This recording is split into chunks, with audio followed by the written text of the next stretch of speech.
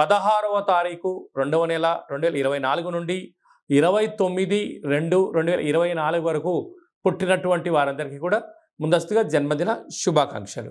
గతంలో వివాహం చేసుకున్న వారికి వివాహ వార్షికోత్సవ శుభాకాంక్షలు. ద్వాదశ రాశుల్లో గ్రహ గమనాన్ని ఒకసారి వీక్షింపచేద్దాం. మిథున రాశి వారు రథసప్తమి పండగ సందర్భంగా సూర్య భగవానుడి ఆశీస్సులు ఎలా పొందాలో ఈ వీడియోలో సవివరంగా సంపూర్ణంగా తెలుసుకుందాం.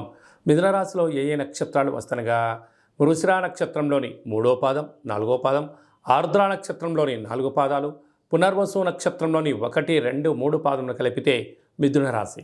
చాలామందికి పుట్టినటువంటి కాల సమయంలో డేటా ఆఫ్ బర్త్లో లేనటువంటి కారణం వలన పేరు యొక్క మొదటి అక్షరాన్ని అనుసరిస్తూ రాశిని తెలుసుకునే ప్రయత్నం అవుతుంది. అవి ఏ అక్షరాలు ఒకసారి పరిశీలన చేద్దాం. కా, కి, కు, కం, అజ్ఞ, ఛ, కే, కో, హ అక్షరాల వారందరూ కూడా మిథున రాశి జాతకులే. మిథున రాశి యొక్క అధిపతి బుధుడు అవ్వడం వలన ఈ రథసప్తమి సందర్భంగా సూర్యభగవాన్ యొక్క ఆరాధన, సూర్యభగవానికి అర్ఘ్యం వదిలేసేయడము, యథాశక్తిగా ఈ రావి ఆకుల్లో కానీ అరటాకుల్లో కానీ లేకపోతే తెల్ల జిల్లెడు ఆకులపైన సూర్యభగవానుడికి నైవేద్యం పెట్టి ప్రసాదం అందచేయడం వలన సంపూర్ణ ఆయురారోగ్యాలు, బుధాదిత్య రాజయోగము, మంచి బుద్ధి కలుగుతుందని చెప్పి గమనించాలి. అర్ధాష్టమ కేతు కారణం వలన చిన్న చిన్న విషయాలకు ఆందోళన, ఆవేశం తగదు.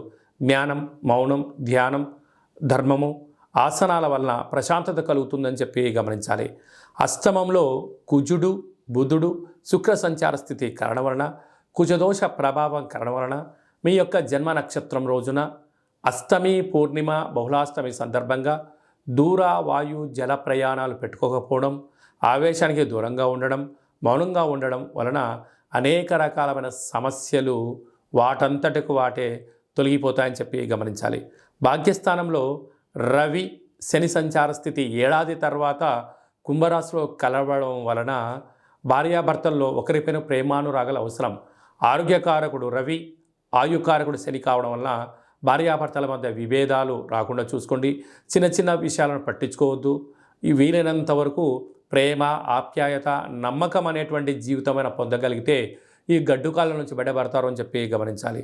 రాజ్యస్థానంలో రాహు, లాభస్థానంలో గురు సంచార స్థితి కారణం వలన అన్నింటా విజయం మీ సొంతం. స్వయం వృత్తులు, సేవారంగాలు, వ్యాపారాలు, గృహ భవన నిర్మాణ కార్యక్రమాలు, వ్యవసాయ సోదరిమణులు, హోటల్ వ్యాపారస్తులు, చిన్నపాటి కుటీర పరిశ్రమలు చేసేటువంటి వారందరికీ చాలా మంచి కాలము అని చెప్పి గమనించాలి.